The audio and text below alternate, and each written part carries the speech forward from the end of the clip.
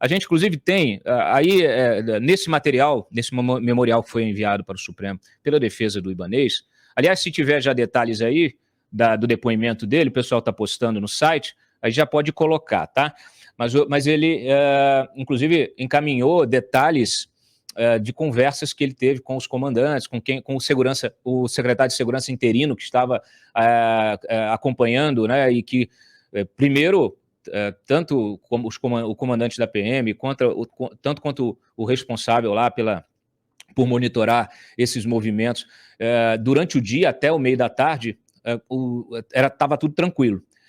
Depois, quando aconteceu o que aconteceu, o governador ficou sabendo e mandou prender geral. Tem depoimento, tem troca de mensagens. Deixa eu mandar aqui para você. Tem troca de mensagens. Estou mandando aqui, Freitas, que esse material chegou agora.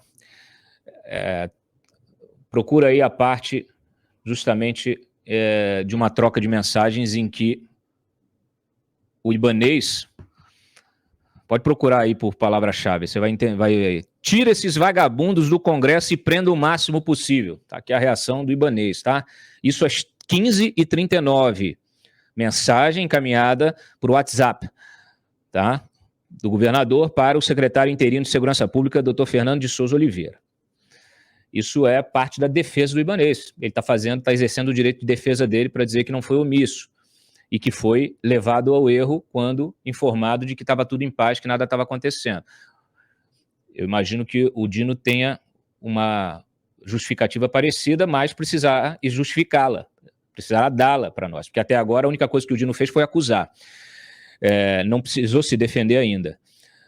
Mas está aí, ó, tire esses vagabundos do Congresso e prenda o máximo possível. Isso aqui é público, isso aqui está no voto do ministro Nunes Marques, que se dedicou a ler o material que foi enviado pela defesa do Ibanez. Houve uma decisão unânime de afastamento do governador, confirmada pelo Supremo. Questões sobre competência do Supremo, se é da STJ, isso tudo é uma questão jurídica. A gente vem debatendo, vem ouvindo. Pessoal, a gente teve aqui no programa do Meio-Dia em Brasília uma discussão importante sobre isso, com o ex-AGU, Fábio Medina Osório e o Lênio Streck, especializados no tema, e cada um deu a sua posição. Mas o que eu quero frisar aqui é justamente essa. Muito bem. Então, o Ibanez, depoimento dele, falando que o Exército impediu a retirada do acampamento em dezembro. Aí, olha só, olha a responsabilidade dos militares. Olha a responsabilidade do comandante, né, do Exército, do ex-comandante do Exército, do novo comandante do Exército e do ex-ministro da Defesa, do novo ministro da Defesa. Porque não é possível, claro, era a primeira semana, o pessoal ainda estava se arrumando, ajeitando, arrumando a casa, mas isso não é justificativa, não é desculpa, porque você tem um período de transição justamente onde é passado o serviço. Então, tudo que vem acontecendo, que já era de conhecimento público e notório de todos, então, que sejam convocados. Aliás, Rodrigo Pacheco, é urgente a convocação da CPI. Eu sei que criou-se um problema, porque a CPI, esse evento está acontecendo no momento em que o Legislativo está de recesso, e vamos entrar com uma nova legislatura, mas algo precisa ser feito. Hoje, vocês vão ficar sentados, de braços cruzados, esperando começar a nova legislatura. Algo precisa ser feito, tá? Então está aí ele falando que, olha, Ibanez afirmou no depoimento que teria, aqui informação da CNN, de que teria ordenado a retirada do acampamento da frente do QG do Exército em Brasília ainda no dia 29 de dezembro. O Exército, porém, teria impedido o governo DF de concluir a operação. Ainda de acordo com o que Ibanez disse no depoimento, o governo Lula estaria a par desse impasse. O governador afastado também falou que era responsabilidade da Secretaria de Segurança Pública, Comunicação com o Exército e com a ABIN, e que ele só receberia informes filtrados pela própria Secretaria. Torres estava no comando da Secretaria de Segurança Pública do DF desde 2 de janeiro, tinha acabado de assumir. E o ex-ministro mas o ex-ministro, logo que assumiu, trocou o comando, botou quem ele quis lá e depois saiu de férias. Então, assim, gente, é muito curioso porque parece que as nossas queridas autoridades estão mais preocupadas com o cargo do que com a função. Elas estão mais preocupadas em ostentar, né, o nome ali na plaquinha na mesa, no gabinete, na porta do gabinete, do que botar a mão na massa. O Anderson Torres não poderia ter adiado essa viagem com a família dele? Eu adiei todas as minhas viagens. Eu queria também para descansar, no fim do ano não consegui, queria descansar no início do ano, não consegui. Estou trabalhando aqui. Mas eu sou um jornalista, hein? Iniciativa privada. Imagina uma autoridade que tem um compromisso com a sociedade. É muito curioso isso. Brasília,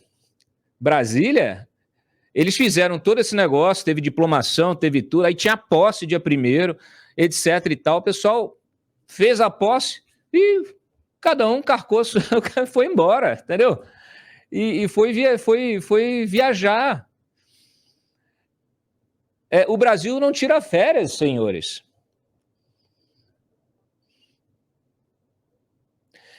Os radicais bolsonaristas também não, pelo visto.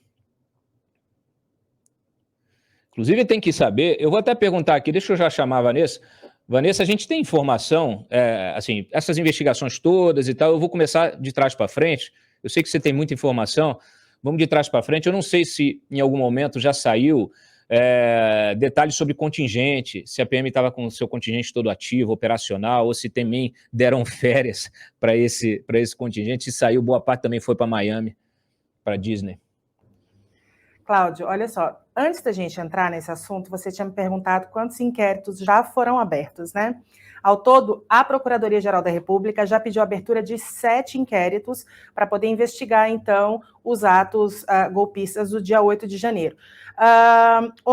Só ontem, teve o pedido de abertura de 3 novos inquéritos, né, cujos alvos são os executores, os autores intelectuais e instigadores dos atos. Nessa semana, os procuradores já tinham pedido, então, a investigação de financiadores dos atos, a apuração da responsabilidade do governador do Distrito Federal, Ibanez Rocha, a responsabilidade do, então, secretário de Segurança, Anderson Torres. E outra petição foi protocolada, envolve a suposta incitação ao crime, que é por parte de 3 deputados, né? Então, a gente tem, ao todo, aí, o pedido de 7 inquéritos e parece que a Procuradoria-Geral ainda quer mais. 7 inquéritos, é muita coisa. Eu espero que pelo menos um prospere, né? Porque 7 inquéritos para investigar praticamente a mesma coisa. Bom, muito bem. Inclusive, a gente tem áudios e tal. Eu não vou me debruçar muito mais aqui nesse depoimento, porque essa coisa dos áudios até já... Não sei, acho que os áudios já circularam, né? Não sei. Não sei se a gente já pôs. Tá, os áudios estão lá na agulha aí, né, Freitas? Você fez até um trabalho de edição.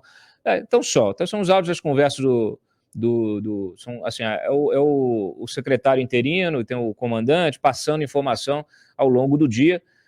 Vocês já sabem o que aconteceu depois e vocês já sabem que o Ministério da Justiça estava sabendo.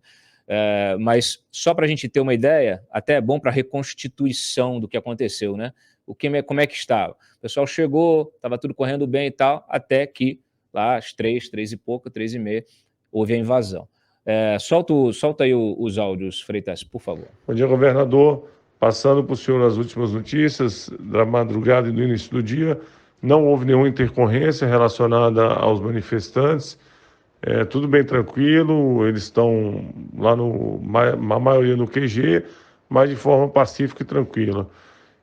Nossas equipes já estão na rua desde manhã, eu passei na esplanada, na área central ali, está tudo muito tranquilo, tudo sossegado. Foi fechado desde ontem a alça leste ali, né, na altura ali, pouco abaixo da rodoviária, para baixo já está fechada, para evitar qualquer descida de ônibus ou caminhão, né, para o Ministério, Congresso, STF. E a gente está monitorando, a equipe da Coronel Cinti já está lá, desde manhã também. Então, qualquer intercorrência, eu aviso o senhor. Mas, a princípio, tudo tranquilo, bem calmo. Um abraço.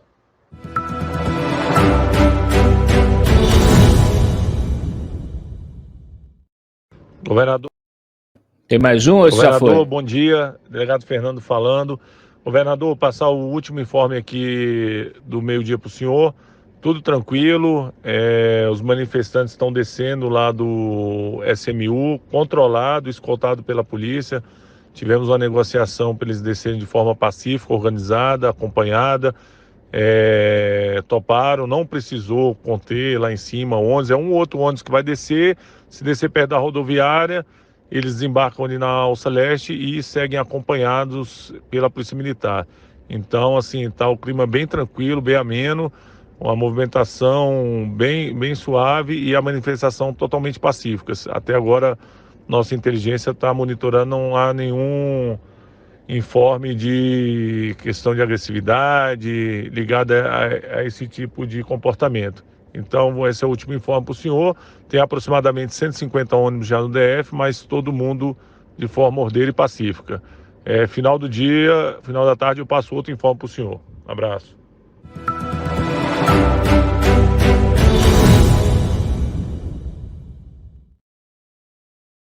Com o que você já apurou ao longo dessa semana, você que está com dedicação exclusiva a esse tema, que é tão importante para todos nós, o que você acha que aconteceu? O que se tem realmente de concreto? Porque a leitura que eu faço é que ou esses policiais estavam mancomunados, passando relatórios que não eram verdadeiros, o que seria muito arriscado para eles mesmo, porque eu acho difícil que um servidor concursado, que tem toda uma carreira ali, tem aposentadoria, e vá jogar tudo isso para o alto, vá se arriscar a entrar numa aventura, embarcar numa aventura dessa, porque sabe que o cara está passando áudio, o negócio está gravado, se acontecer alguma coisa vai dar ruim para ele.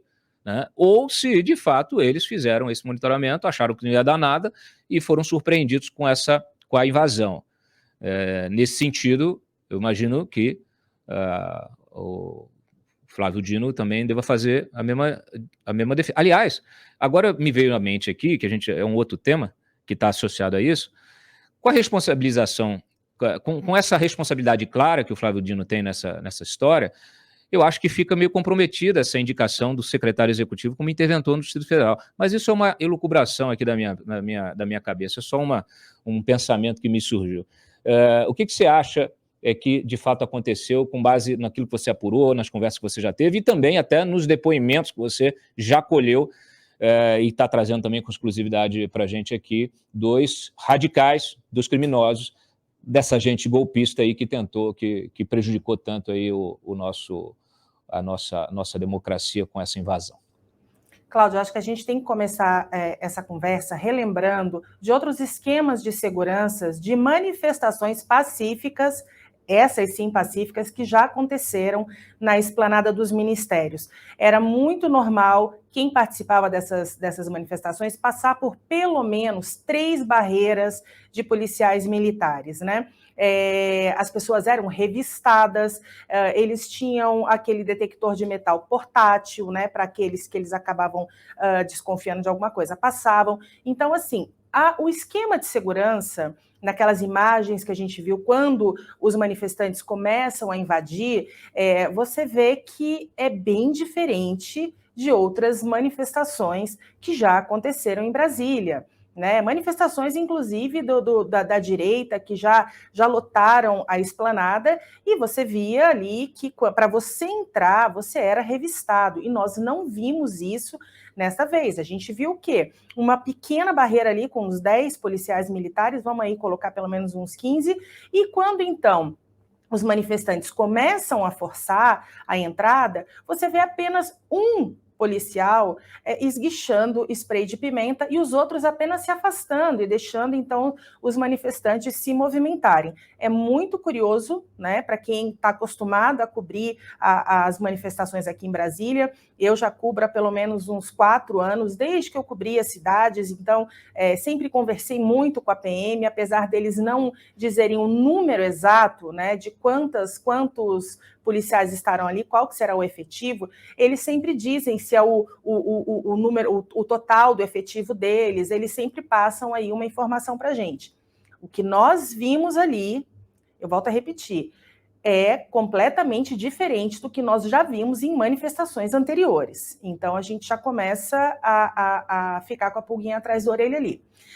Eu conversando, desde daqueles ataques de vândalos no dia 12 de dezembro, eu conversei com alguns policiais policiais civis do DF, que chamaram atenção para o número 0 de prisões, sendo que a Polícia Civil colocou todo o efetivo para trabalhar nas delegacias para poder receber, então, as ocorrências que poderiam vir.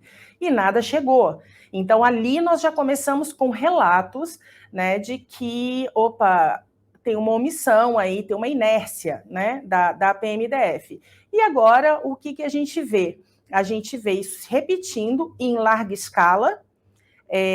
Nós não podemos apontar, obviamente, né? Isso quem vai trazer são as investigações, quem falhou, mas antes nós tivemos as informações de que seria disponibilizado todo o efetivo da Polícia Militar, e isso não foi visto, nós não vimos todo o efetivo da Polícia Militar ali na esplanada, todo o efetivo da Polícia Civil. Aí a gente vê, a Polícia Civil é o quê, né? Quando a gente fala o trabalho, a Polícia Civil ela não é ostensiva, ela é investigativa. Então ela fica dentro das delegacias para poder receber as ocorrências, né? Então as pessoas têm que entender como é que é essa dinâmica.